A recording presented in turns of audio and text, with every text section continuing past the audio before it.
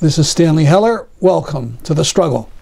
The Struggle is shown on over 30 cable stations from Vermont to New York City, on the internet at thestruggle.org, our YouTube channel, Struggle Video Media. This is show number 666 for those entranced or disturbed by that number. On the program today, anger at the Trump apocalypse, a call for a change in a Yale College name that was named after a double racist. No more racist USA! Immediately after the presidential election, the next day, young people led the way, tens of thousands marching in protest in the streets, standing up for minorities of all types and a majority, women. In my lifetime, this has never happened before after a presidential election. In New Haven, a Latino group called a snap rally, and 300 to 400 people responded. No KKK, no more racist USA! No Trump, no KKK, no more racist USA! We're here to stay! We're here to stay! We're here to stay! We're here to stay! So we're gathering here to establish a few points. Number one, we refuse to be afraid. We refuse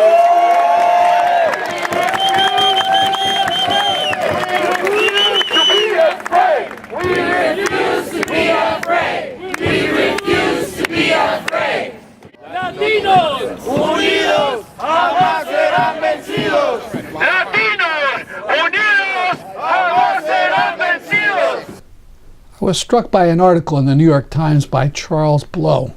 Blow is far from a radical, but he is clear-eyed to know that there's nothing to be gained by making nice with the new regime. He bravely wrote, "Count me among the resistance." I thought that was a terrific slogan for what's ahead, and put it on a couple signs. When called upon to speak in New Haven, I suggested that the slogan was a good motto for what's ahead, and said that Trump will only be restrained by the big capitalists if they fear that disorder will harm their precious profits. I strongly recommended peaceful disruption and recall the U.S. trade union movement tactics from long ago. Go to the rallies popping up everywhere. Despair is a luxury for which we do not have time.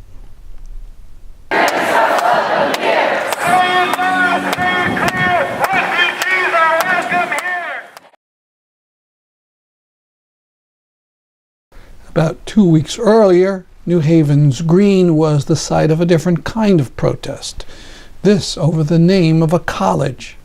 Back in the 1930s, Yale named a residential college after John C. Calhoun, perhaps the foremost defender of slavery before the Civil War, and an eager advocate of Indian removal.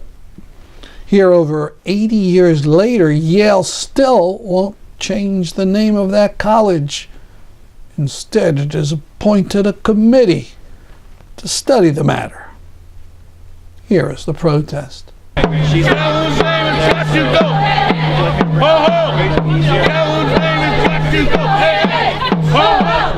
Calhoun College has to go! Hey hey! Ho ho! Calhoun College has to go! Hey hey! Ho ho! Take down these racist window panes! Change the name! Yeah, brings us racist shame! Change the name! Good afternoon, New Haven!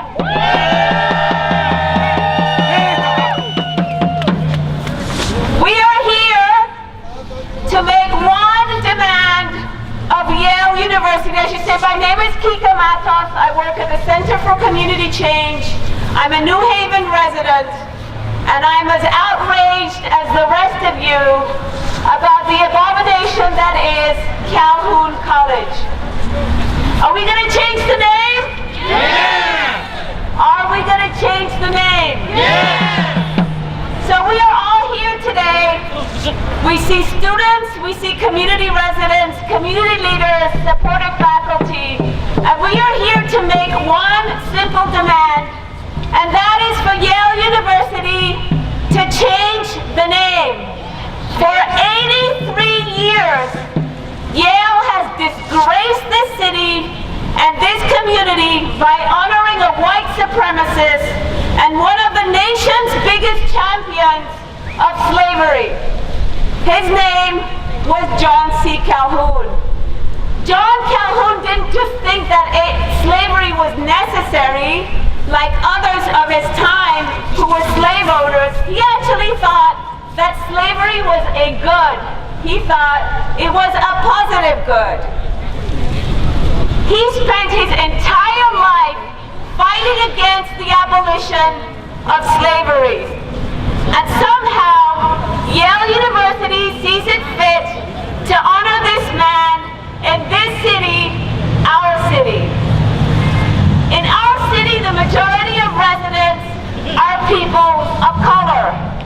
In our city, many of us, myself included, are descendants of slaves. And in our city, some of us are forced to live and work in an institution that is a shrine to white supremacy and slavery. It is time, actually it's not time, it's way past time that Yale University stop disrespecting this community and change the name. Thank you very much. So I'm here just as a Yale faculty member representing myself, but I do want to say that the Yale Faculty Senate voted 19-1 to change the name. So there's a lot of, this is an important issue that there's very strong feelings on among the Yale faculty. For a lot of us, I think something very important happened this summer when Corey Menifee did this courageous act and took a broom and cleaned this window of John C. Calhoun's 2 slaves. And I think it was important for all sorts of reasons, but one of them was certainly that what he made clear was that this is not just about changing the name of Calhoun College. It's about getting rid of a shrine, a monument to white supremacy. That the principles and ideas of John C. Calhoun are embedded in the very walls of that college, and that really makes this college unique, and is why this is a completely appropriate and necessary thing that we have to do, which is to change the name.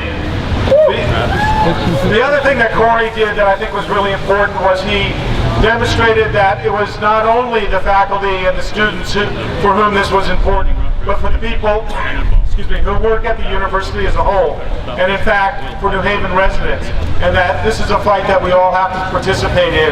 And it's interesting that just this week some Yale students were saying, that we can't keep on doing this semester after semester. We have other things, we have other parts of our lives, and so it's really important that the staff, that the employees, that the people who work in the kitchens and the custodial staff are coming forward, and that the people of New Haven are coming forward. So I just wanted to say a couple of other things about John C. Calhoun, that I don't understand why Yale would want him in some way to stand for what Yale represents. Yale has very many moments in its history where it had a positive role to the end of slavery.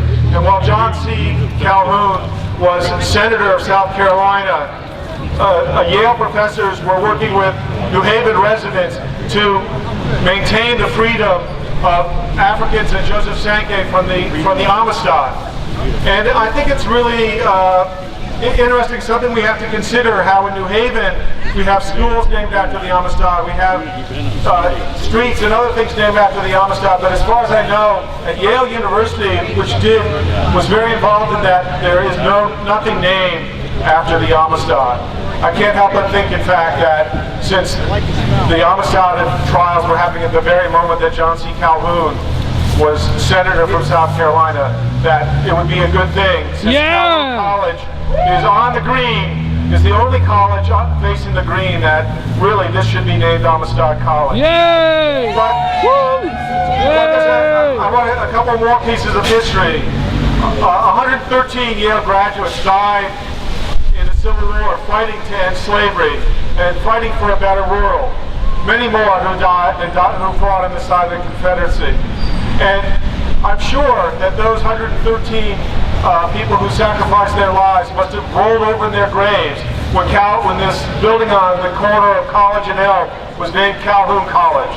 And I'm also sure that when we change the name, that in fact they will be able to rest in peace.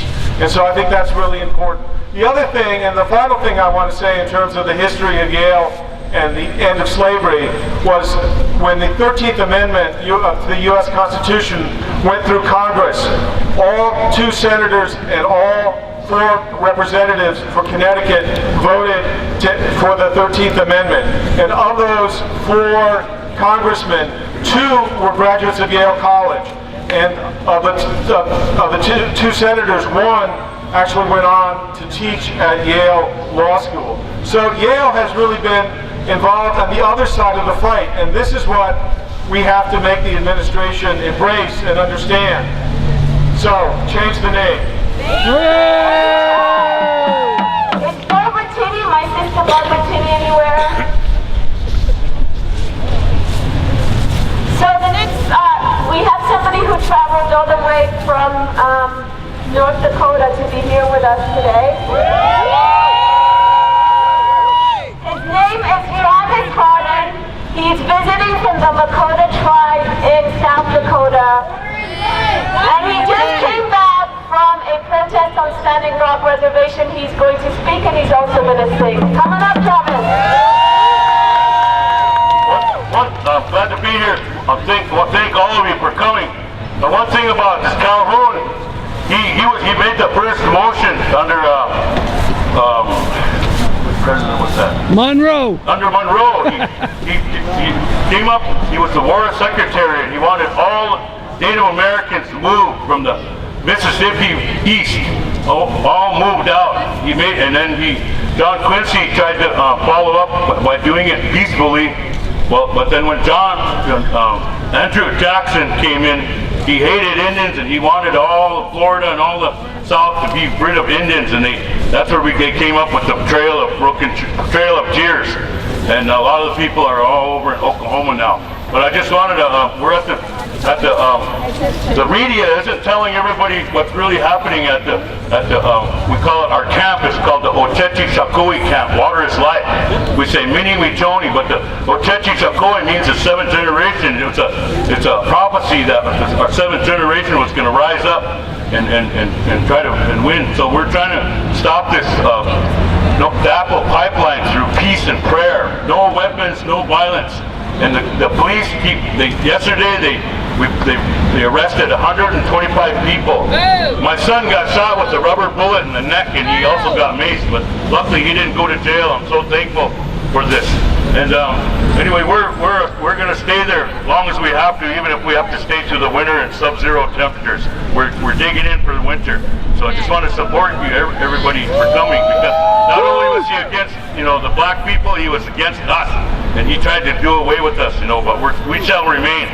And I just want to sing an honor song for all of you here and all the people that were arrested yesterday and the people that are holding the camp down. And this is the American Indian Movement song.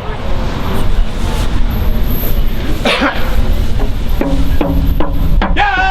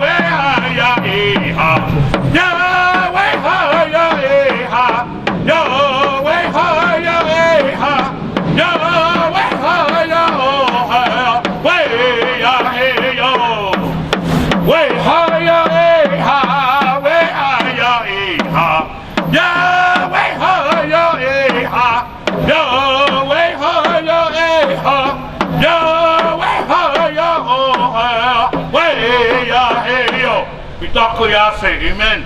Many we Tony, water is life. Many we Tony, water is life. Many we Tony, water is life. Many we Tony, water is life. Many we Tony, water is life. Many we... Hey, yeah.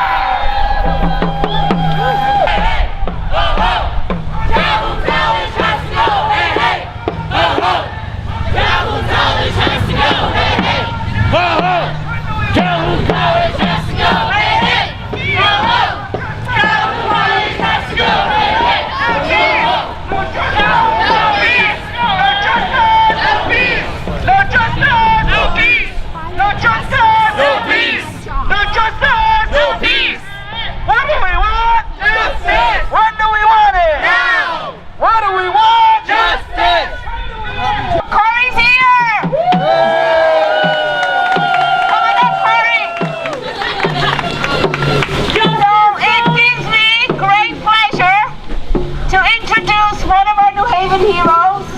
A few months ago, he was working at Calhoun College. He looked up and he saw that stained glass window depicting quote-unquote happy slaves picking cotton. Now what did he do? He did the right thing. He got up on a couple of benches and he tore it down. And for that, he was arrested, he was charged with a felony, and he was fired. And Corey fought back, and the community stood behind him. The students stood with him, and we fought hard until Corey was rehired at Yale University and the charges were dropped against him. It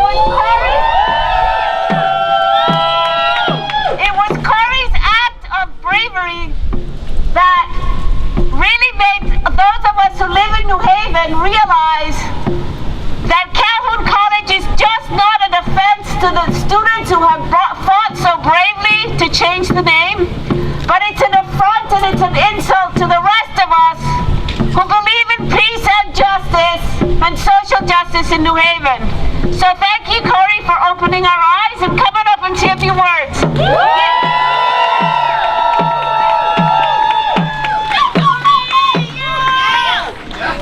Thank you.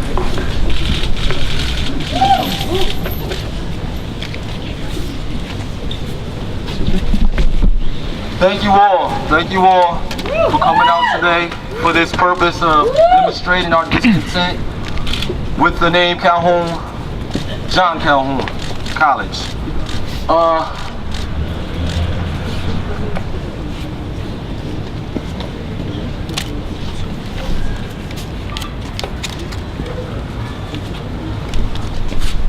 We are here because we no longer want the name Calhoun casting a shadow on our university. The university we all come and know to love. And we are here because we want the powers that be to hear us. And to hear us loudly and clearly that the time for change is now. Not next semester, not the year after, but now. Thank you very much, and God bless all of you. I'm ringing the doorbell for a long time so they hear us. On the door. Hang on it. Bang on. Yes! And I also want to introduce my friend Marie. What? I'm sorry. We want celebrate. We want justice. We want celebrate. We want celebrate. We want celebrate. We want celebrate. We want celebrate. We want celebrate. My name's Stan Heller. I do the Struggle Video News. I want to ask you a question. What's the name of the plaza? Not so. It's been renamed. In 1980s, we had a big anti-apartheid movement. We marched here with 1,000 people. We renamed this Alan Bosak Plaza after a great South African anti-apartheid leader. You got to know your history. I went to this college. They didn't teach me the slavery history here. I was a history major. They didn't teach it to me here. Let's talk about the Panthers. You heard of Black Panthers? about New Haven and the Panthers? Do you know they tried to electrocute Bobby Seale? They put him on trial and other Panthers in this town. Do you know about that trial? We had 10,000 people on the New Haven Green. Yale students struck, refused to go to class for an entire week in 1970. And it helped bring about the acquittal of Bobby Seale. There's history to these things. We marched over here, we marched to the actual home of the president of Yale with the Yale unions and Vinnie Cirabella in the labor struggles again and again. I didn't learn about Yale and slavery until the unions, maybe 10 years ago, started a website called yaleslavery.org. It's worth looking at. And you'll find out that Calhoun isn't the only guy. We have maybe even a worse thing, a man named Morse. Morse College invented the telegraph. What could be better than that? Except he was a die-hard supporter of the secession cause and slavery during the Civil War. And they named his college not back in the 30s when everybody was racist, but in '62, a year before Martin Luther King in Washington did the I Had a Dream speech. Learn all about this stuff. Learn all about this stuff. I want to read you a letter I sent to the Yale Daily News. For some reason, they didn't print it. I wonder why. You know, I've been looking at the website every day for it. I noticed today there's not even any mention of this march or the whole controversy with Calhoun.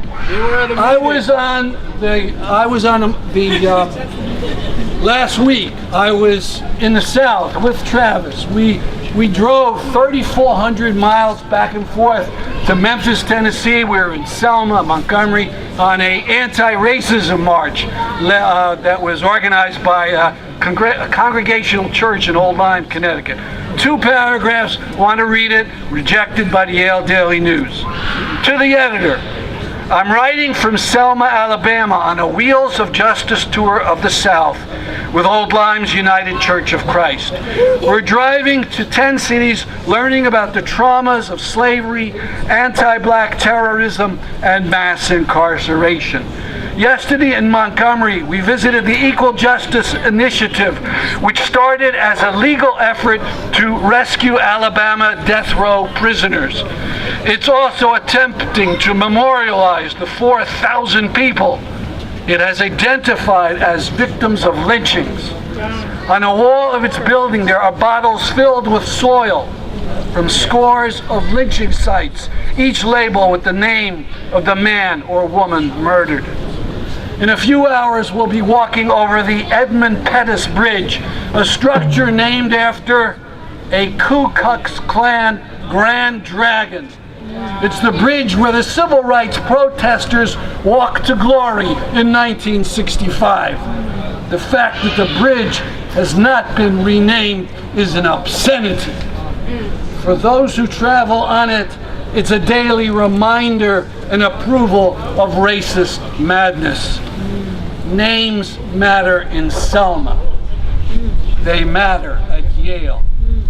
It's long past time that Calhoun College be renamed and that Yale establish a Truth and Reconciliation Commission to examine all the ways our university benefited and fostered slavery. There needs to be a full accounting, and the university must make amends. Stan Heller, class of '69, Branford College, Yale. Change the name! We'll be back! We'll be back! We'll be back! We'll be back!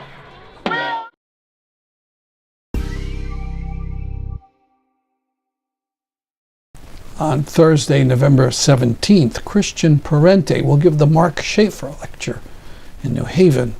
His talk is called Hot, Violent, and Unequal, his prediction for our future if government does not take drastic action. Here he is a bit earlier this year. The good news about that choice, the path to choosing revolutionary changes, is that all of the pieces are in place to do that.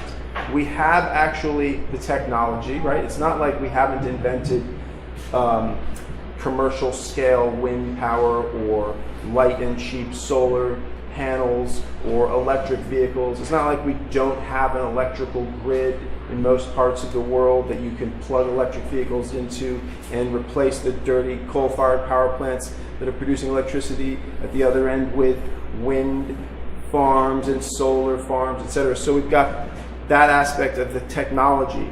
We also have actually the money that we need. The American economy in particular is, the global economy is really suffering from a crisis of over-accumulation. The Federal Reserve says that corporate America is sitting on more uninvested cash than at any time since these records were kept by the Federal Reserve. It's now up to several $1 trillion. I interviewed him by phone several days ago, and he was upbeat about what the U.S. government could do through regulation. So what that means is that industry would be free to burn fossil fuels. They would, however, have to pay fines if they did so at levels beyond a scientifically determined safe amount, which if we were to take the language of the Clean Air Act seriously, the scientific limit for safe emissions is pretty much zero. I suspect he will modify his talk now that a science denier has been elected to the highest office in the land.